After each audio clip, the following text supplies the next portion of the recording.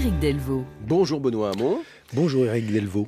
Fondateur de Génération et ancien ministre, vous avez lancé au début du mois une sorte de primaire citoyenne pour tenter de rassembler les mouvements de gauche, les écologistes, afin de désigner une sorte de meilleure alliance pour les européennes, avec au final un résultat paradoxal, parce que d'abord il y a ce sondage IFOP commandé par votre mouvement qui laissait entendre que 70%, plus 72% des électeurs, et encore plus si on prend les électeurs de gauche, étaient favorables à ce rassemblement. Et puis au final, personne dans les appareils politiques, il y a quelques-uns quand même, enfin pas parmi les grands appareils politiques, personne n'a répondu favorablement à votre invitation. Pour quelle raison ? Écoutez, pour quelle raison, il faudra leur demander. Mais ce qui est frappant, c'est cet entêtement des partis, même des partis de gauche, à mettre hors jeu les citoyens. Hors jeu. D'ailleurs, je pense que les partis sont hors jeu parce qu'ils mettent hors jeu les citoyens. Ce qu'on a proposé était assez simple. C'était innovant démocratiquement, on ne l'avait jamais vraiment fait en France. C'était de dire aux citoyens de gauche, les partis n'arrivent pas à se départager, ils n'arrivent pas à se rassembler. Pourquoi est-ce qu'on ne confie pas aux citoyens le soin de fabriquer une liste ? Comment ? En proposant à chacun des partis de proposer sa liste. Et une votation citoyenne, elle se serait déroulée de la manière suivante. On vous aurait proposé de faire un tiercé, en quelque sorte, de dire, voilà, quelle est la liste que je mettrai en 1, par exemple la liste communiste, pourquoi pas, et en 2, la liste d'Europe Écologie Les Verts, et en 3, pourquoi pas celle de Génération, mais quelque part, on était un peu conforme à ce qu'est notre identité quand on est un citoyen de gauche. Est-ce qu'on est 100% résumé par une étiquette de parti ? Non. Eh bien, à travers ce tiercé, on pouvait fabriquer une liste et rassembler une famille, parce que, d'expérience, j'ai participé à une primaire, et je l'ai gagnée. Mais j'ai gagné une primaire d'une famille totalement fracturée et divisée à l'issue de cette primaire. OPS. OPS. Et j'ai voulu essayer de retenir les leçons et de tout cela et imaginer une formule qui permettait aux citoyens de parler et de fabriquer une solution. Bon, la réponse, elle était presque pavlovienne de la part des partis politiques. On parle beaucoup des citoyens, mais dès lors que les citoyens font irruption dans le jeu politique, on préfère les mettre hors jeu. Mais parmi les explications au refus, il y a notamment la confusion du système. Qui votait ? C'était par Internet. Ça semblait un peu confus chez ceux qui vous ont répondu non. Oui, non, on trouve toujours 1000 explications quand on veut pas que les citoyens parlent. Et il n'y a rien de confus. Pour faire simple, Qui votait, même si par la exemple comparaison est audacieuse, mais on nous a dit, mais c'est quoi ce vote préférentiel ? Comme si c'était très compliqué. On le fait ailleurs, mais ce serait beaucoup plus compliqué en France. C'est l'Eurovision. L'Eurovision, vous voyez, vous votez, vous donnez 3 points, 2 points, 1 point. C'était pareil. Ça avait l'immense avantage, je le dis, de vous permettre, en tout cas certains de vos auditeurs qui auraient peut-être participé, de choisir sans exclure. Qui votait ? Tous les citoyens qui souhaitaient y participer, qui s'inscrivaient dans le cadre d'une primaire, comme dans les précédentes primaires, en l'occurrence pas primaire, votation, je préfère le mot, et c'était une démarche qui était une démarche conforme à celle qui avait été organisée auparavant. Bon, moi je trouve que c'est compliqué quand même aujourd'hui de parler, de commenter abondamment le mouvement des Gilets jaunes, tout le monde la main sur le cœur en disant il y a une volonté de participer au débat démocratique, et de ne produire aucune innovation démocratique qui permette de faire respirer justement la société française. Cela dit, Benoît Hamon, rassembler jusqu'au Parti communiste, le Parti socialiste. Les communistes ont répondu hier soir, non, parce que, disent-ils, il n'y a pas d'entente possible avec des partis comme le PS qui votent les traités européens. L'échec était un peu prévisible de ce point de vue-là. Oui, non, mais je ne dis pas qu'il n'y a que des mauvaises raisons au fait de ne pas s'allier. La question c'est, est-ce que, justement, on pouvait confier aux citoyens le fait de faire ce travail-là plutôt qu'aux partis ? Première chose. Moi, c'est mon choix. Je pense qu'il faut d'abord donner la parole aux citoyens. Mais, au-delà de ça, au fond, on est tous favorables à la révision des traités. C'est-à-dire qu'on pense que les traités européens ne sont pas assez démocratiques. Qui peut être satisfait du fait qu'aujourd'hui, le tout concurrentiel s'applique, que les politiques d'austérité, là aussi, s'appliquent de manière absurde, et avec des critères de déficit public ou de dette qui sont absurdes. Donc on est tous favorables à cette révision démocratique des traités. On est tous aussi favorables à la transition écologique. Moi, je propose par exemple une politique écologique commune, comme il y a une politique agricole commune. On propose un New Deal vert. Là encore, on s'entendra assez facilement pour dire que l'Europe est la bonne échelle pour organiser la transition écologique. Peut-être qu'il y aurait des différences sur la question des migrants. Moi, j'en dis un mot là, parce que je regardais ça hier. Je suis, peiné. Ulcéré. Non, plus que ça. Je vois que la France livre 6 gardes-côtes aux Libyens, aux gardes-côtes libyens, 6 bateaux, dont on sait que ces gardes-côtes sont ceux qui commettent les pires exactions, qu'Emmanuel Macron lui-même avait parlé de crimes contre l'humanité, ce qui se passait en Méditerranée. Donc on va aider les Libyens à se livrer à des exactions et des violences contre les migrants. On ferme nos ports, on empêche SOS Méditerranée et les organisations non gouvernementales de sauvetage de faire leur mission humanitaire en Méditerranée. Mais on s'enfonce dans la honte. Et bien là, sur ces questions aussi d'hospitalité, moi je veux retrouver un discours qui soit un discours qui assume que nous devions, Européens, et d'abord les Français, soyons des locomotives, être hospitaliers à ceux qui sont persécutés. Mais Benoît, Donc, la gauche peut se retrouver, les écologistes, autour de cela. Oui, mais alors sur la transition écologique, on voit bien que c'est quand même compliqué de s'unir. Au fond, que vous reproche, par exemple, avec Yannick Jadot, c'est pas toujours simple. D'abord, qu'est-ce qu'il vous reproche, en fait? C'est un peu je t'aime moi non plus entre vous et Yannick Jadot. Non, mais moi, je le respecte. Il m'a soutenu à l'élection présidentielle. D'où le je t'aime moi non plus, parce mais non, mais il aurait parfaitement, moi vous. je ne pose aucun préalable de tête de liste. Il aurait parfaitement, je le dis à votre antenne, pu conduire une liste, lui, Yannick Jadot, avec Europe Écologie Les Verts et Génération. Génération est un mouvement écologiste, personne n'en doute. Il ne l'a pas voulu, parce qu'il pense aujourd'hui, mais c'est sa stratégie, je le regrette. Il revient à une forme de ni droite ni gauche, c'est très à la mode, hein. Qui me semble curieux au moment où, par exemple, Nicolas Hulot quitte le gouvernement et dit « on n'y arrivera pas sur l'écologie, on n'y arrivera pas sur les pesticides, on n'y arrivera pas sur la transformation de notre modèle agricole en modèle bio » avec des politiques libérales telles qu'elles existent. Donc ça n'existe pas des coalitions... Donc il faut repolitiser l'écologie ? Oui, non. Elle est politique, l'écologie, mais si elle s'allie avec des libéraux, ça ne marche pas. Elle ne peut trouver des alliés qu'à gauche. Mais la gauche doit faire des progrès. Il y a une gauche productiviste qui croit au modèle industriel comme avant, comme dans les années 80. Et ça ne marchera pas davantage, ça, parce que ça, honnêtement, ça empoisonne autant notre vie, l'air qu'on respire, nos sols, que le modèle libéral. Mais est-ce que vous seriez prêt, vous, à faire un pas vers Yannick Jadot dans son livre, Aujourd'hui tout commence, il préconise un traité environnemental européen qui place le vivant et le climat en tête de liste, enfin au sommet de l'agenda. Est-ce que vous seriez prêt à signer? C'était dans mon programme présidentiel. À bien des égards, ce que reprend Yannick maintenant, ce sont des idées que nous avons défendues ensemble. Alors pourquoi je vais même vous dire, mais je vous pose la question. Non, mais c'est pas à moi. Mieux que nous. Mais non, mais c'est pas à moi qu'il faut poser la question. Moi, j'ai posé les actes politiques. J'ai tendu des mains, mais tendu des mains respectueusement des identités des uns et des autres, et proposé une votation citoyenne. Ça n'est pas possible. Vous savez, il y a des fois en politique, il ne faut pas chercher d'explications dans les contenus, dans le fond, dans les propositions. C'est autre chose. Ça se situe ailleurs.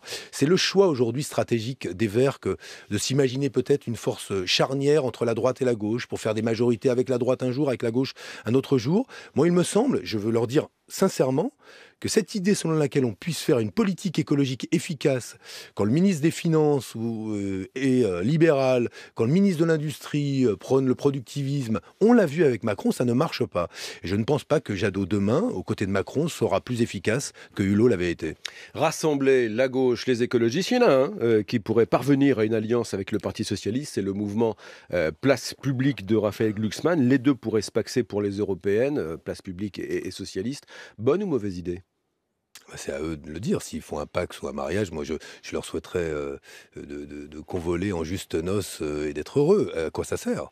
À quoi ça sert ? Non mais ce sont les discussions qu'on peut avoir à gauche. À quoi ça sert ? Vous êtes le premier à vouloir rassembler. Quand deux semblent y parvenir, vous vous interrogez pourquoi ? Non, mais moi je proposais, je le redis, une votation citoyenne. Vous me parlez, c'est intéressant d'ailleurs, de rassemblement de petits appareils, de petits partis entre eux. Bon, très bien. Sur la base de quoi ? Est-ce que par exemple, question simple, on va élire un président de la commission. Moi, je souhaite que Yanis Varoufakis, ancien ministre de l'économie et des finances grec, qui a combattu les politiques d'austérité, soit demain le président de la Commission européenne. Ah, ça ferait bouger les lignes. Incontestablement, là, on s'engagerait dans la transition écologique. Aujourd'hui, la social-démocratie européenne, que je connais bien, et j'en respecte les militants, mais la social-démocratie européenne a un candidat. Qui est-il ? Un commissaire sortant de la commission Juncker, M. Timmermans, un de ceux qui s'opposent encore à l'interdiction, par exemple, de la pêche électrique. C'est un vrai libéral. Alors, on peut lui prêter d'être social-libéral. On ne sait pas où il est social, mais quelque part. Mais c'est plus possible. Ce que je veux simplement dire, c'est que moi, je crois que l'Europe, ça va être du pouvoir. Le pouvoir de faire des bons règlements. Le pouvoir de faire des bonnes politiques. Pas le pouvoir de faire que des mauvaises politiques. Je suis en désaccord profond avec les politiques actuelles. Et d'ailleurs, je veux indiquer, et je le dis avec aussi beaucoup de force, le danger qu'il y a au vote chantage qu'organise Emmanuel Macron sur les prochaines élections européennes. Je connais ça par cœur, je l'ai connu au présidentiel. On vous explique, attention, l'extrême droite est aux portes du pouvoir. Première question, Qui génère le monstre Orban en Hongrie, le monstre Salvini en Italie ou le monstre Le Pen? Même pas Emmanuel Macron. Les politiques libérales, celles qui cassent le service public, qui démolissent l'hôpital public, qui aujourd'hui tournent le dos à l'égalité. Première chose. Mais soyons honnêtes, aujourd'hui, Emmanuel Macron nous dit c'est moi ou le désordre. D'abord, c'est-à-dire aux européennes, ça va quand même être les libéraux contre les nationalistes. Oui, mais moi je refuse ça. Je refuse ça. D'abord parce qu'on a aujourd'hui et Macron et le désordre, pardon de le dire, mais ça fait quand même, on n'a jamais connu un cycle pareil de désordre en France, donc il ne nous protège absolument pas ni du désordre social ni du désordre public, mais surtout, je veux mettre en garde quand même vos auditeurs sur les conséquences de tout cela. À force de désigner seulement l'extrême droite comme adversaire de ceux qui dirigent l'Europe, ceux qui, à un moment, en auront marre des politiques inégalitaires, de l'austérité, du libéralisme, choisiront l'extrême droite. Or, il y a bien, aujourd'hui, dans la démocratie européenne, des écologistes, des gens de gauche, et je pense en être un de ceux-là, avec d'autres, qui incarnent une alternative dans l'Europe à ces politiques libérales.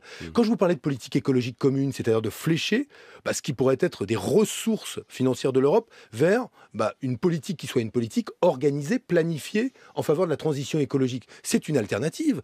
Emmanuel Macron n'y est pas favorable. On peut en débattre dans le cadre de l'Europe. Mais ça, c'est sérieux. À force de ne désigner que les anti-européens comme adversaires, on finira par avoir un effondrement du projet européen. C'est pour ça que l'enjeu des élections européennes, c'est qu'on donne de la force à ceux qui croient en l'Europe, qui pensent que la coopération entre les peuples est importante, mais ne sont pas libéraux. Vous dénoncez dans la campagne des européennes les batailles d'appareils et les guerres d'ego entre têtes de liste. Vous-même, par exemple, seriez-vous prêt à laisser une tête de liste, éventuellement la tête de génération, pour être sur une autre liste à une autre place? Mais je l'ai dit, il n'y a pas de préalable. Moi, vous savez, j'ai été candidat à l'élection présidentielle. J'ai décidé de ne pas de remonter à cheval, comme on dit. Parce que il y avait une belle gamelle. Oui, mais après le moi cheval, j'observe que ceux qui m'ont pas, par ailleurs, qui ne m'ont pas forcément soutenu aux élections présidentielles, qui étaient des dirigeants, des ministres, etc., sont tous partis dans une autre vie, dans le privé, etc. Bon, très bien, libre à eux. Moi, j'ai décidé de continuer. Je continue à me battre sur des idées et j'essaie de le faire avec... c'est peut-être un gros mot, mais honnêteté et sincérité.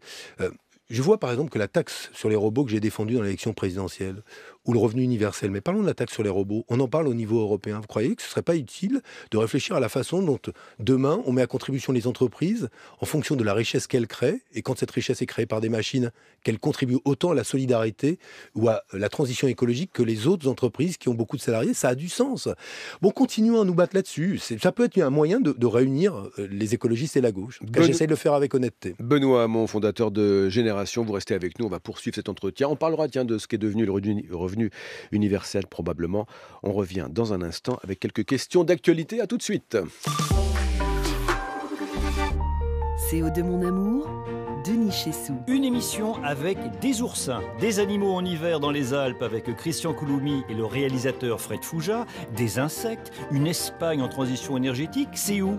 C'est là, dans votre magazine de nature et d'environnement. CO2 mon amour, tous les samedis sur France Inter, à partir de 14h. Il est 8h33. France Inter, le 6-9 du week-end. L'invité ce matin, Benoît Hamon, fondateur de Génération. Pour terminer avec les européennes, vous allez présenter mardi, je crois, une liste des 30 premiers candidats pour les européennes estampillées Génération. Ce seront quels profils ? Vous verrez, ça va dépoter. Non, mais moi, je veux que les combats dans lesquels la gauche et les écologistes doivent se réincarner, j'ai parlé de la question des migrants, j'ai parlé de la transition écologique, j'aurais pu vous parler de la question des services publics, qu'ils s'incarnent à travers des personnes qui mènent ces combats et qui ne les ont pas forcément menés dans des partis politiques. Donc, voilà, parmi la trentaine de noms, il y a une personnalité qui vient justement du monde de l'humanitaire, Françoise Sivignon, qui a été présidente d'une grande ONG humanitaire. Je ne vais pas en donner le nom parce que je ne veux pas les engager, et c'est son engagement personnel à elle.